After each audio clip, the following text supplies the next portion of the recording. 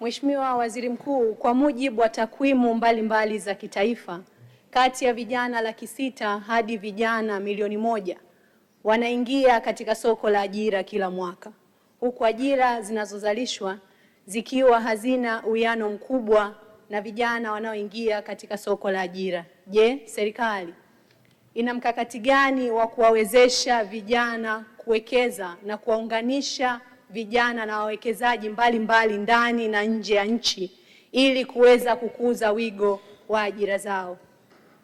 Nimpongeze Mheshimiwa mbunge wa vijana kwa kuleta swali zuri sana ambalo linagusa maslahi mapana ya vijana na linagusa ajenda kubwa ya ajira kwa vijana ambayo ni ajenda ya dunia, si tu ajenda ya Tanzania, ni ajenda ya dunia. Na Mheshimiwa Spika, jambo alilosema ni la ukweli kwamba vijana wengi wanaingia katika soko la ajira duniani na hapa nchini kwetu. Na Mheshimiwa Spika, zamani ilikuwa vijana wakiwa bado wako kwenye masomo tu, wakitumia wamaliza middle school wanaelekea vyuo, na wengine wakiwa vyuoni walikuwa wanapokea barua za kuambiwa wachague kazi wanayotaka kwenda kufanya. Anakuwa na barua 1, 2, 3 achague kazi. Lakini Mheshimiwa Spika, kwa sasa si jambo la ajabu kukuta mstaafu yuko na graduates 2, 3 wakiwa tegemezi kwake. Kwa hiyo ni jambo kubwa, hii ni ajenda kubwa ambayo Mheshimiwa mbunge ameileta. Na Mheshimiwa Spika, Mheshimiwa mbunge amesema serikali ina mkakati gani? Moja, Mheshimiwa Spika, ipo kwenye ilani ya uchaguzi ya mwaka 2025-30 ya kutengeneza ajira zipatazo zaidi ya milioni 8. Mheshimiwa Spika, hili si andiko tu la ilani, ni andiko ambalo limewekwa kwenye mikakati ya utekelezaji, ikiwemo mipango ya mwaka mmoja na ile mipango ya miaka 5 ambayo ipo kwenye dira ya taifa 2050. Lile pato tunaloliongelea la takribani dola trilioni 1 ifikapo 2050, tunatarajia mchango mkubwa utoke kwa vijana. Na vijana hawa tunaandaa mazingira bora ambayo yatawawezesha kupata ajira ndani ya sekta ya umma, lakini pia kwa wingi katika sekta binafsi.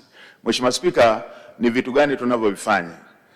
Tayari tumepitisha kwenye sheria yetu ya uwekezaji ya sheria namba 6 ya mwaka 2025, ambapo sasa vijana wanaweza kunufaika na zile incentive ambazo walikuwa wanapata wawekezaji wakubwa. Sasa tumepeleka kwamba hata vijana wa Kitanzania wanaweza, wakishapata cheti kile cha TISEZA, wanaweza wakanufaika na vile vivutio ambavyo wawekezaji wakubwa walikuwa wanapata.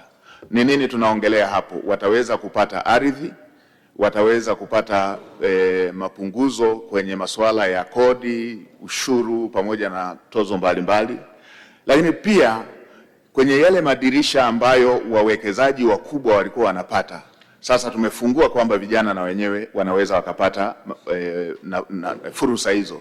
Dirisha la kuwanufaisha na masuala ya viwanda, dirisha la kuwanufaisha na masuala ya kupata masoko, lakini pia dirisha la kuwaunganisha na taasisi za kifedha ambalo na lenyewe lilikuwa moja ya jambo kubwa linalowakwamisha vijana wetu. Mheshimiwa Spika, si hilo tu.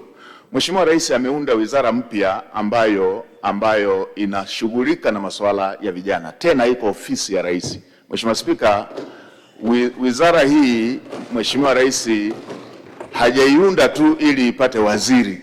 Mheshimiwa Rais kuna maelekezo ambayo ameyatoa ya kufanyia kazi, ambayo tayari tumeshaanza kufanya kazi kwa kushirikiana na wizara hiyo ya vijana, ambapo tunataka vijana hawa wanufaike na fursa zinazojitokeza. Baadhi ya fursa ambazo zinajitokeza, Mheshimiwa Spika, ni pamoja na serikali imefungua lile dirisha la Export Guarantee Scheme, ambapo ndani ya mwaka huu au within mwaka huu tunatarajia dirisha hilo la kutoa dhamana kwa vijana wanaokosa dhamana lianze kutumika kwa ukubwa wake, ambapo sasa itakuwa kampuni ya kutoa dhamana kwa vijana, ambapo vijana wengi wataweza kunufaika zaidi na dirisha hilo la kuweza kupata dhamana, ambapo tayari hivi tunavyoongea ndani ya Benki Kuu ya Tanzania kuna shilingi bilioni 280 ambazo zimewekwa kwa ajili ya kutumika kama dhamana kwa vijana.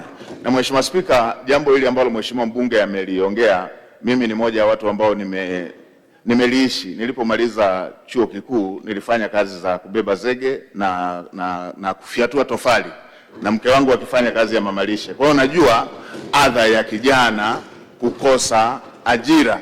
Na Mheshimiwa Spika, tumeshaanza hata kuongea kwamba vijana wanapata mikopo wakiwa kwenye masomo, wakimaliza wakapata vyeti vyao vile wanahangaika kupata mikopo kwa sababu hawana dhamana.